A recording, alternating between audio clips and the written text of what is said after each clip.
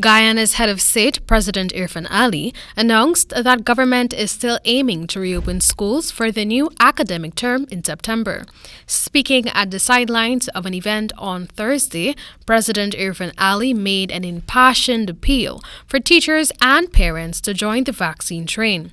This, he says, will help pave the way for the safe, full-fledged resumption of face-to-face classes despite a recent spike in COVID-19 related infections, hospitalizations, and deaths among children.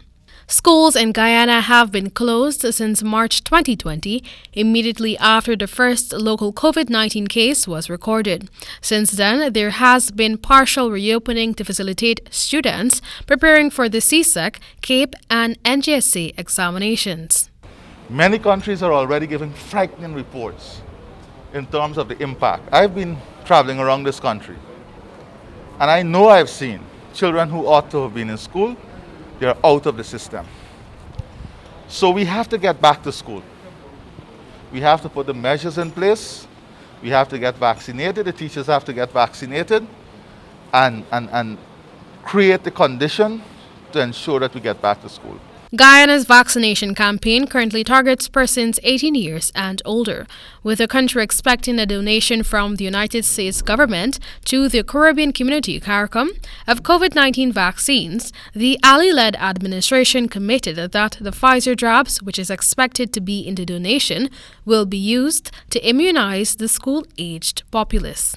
Meanwhile, at least one regional official has supported the reopening of schools in her region.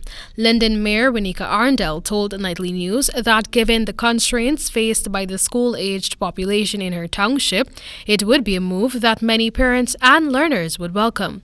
But with Linden's low vaccination rate, she raised some concerns over the possible risk that could come with school reopening.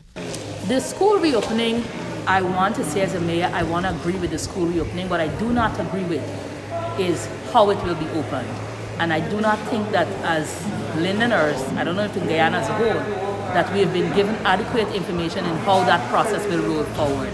I do believe that if it have not been done, that consensus should be made with head teachers and teachers within the school system. Zoning in on the benefits of the resumption of face-to-face learning in Region 10, the mayor said that many complaints have been filed by students and their parents over their inability to access classes online. She lamented that there has been a struggle, especially as it pertains to reliable internet access.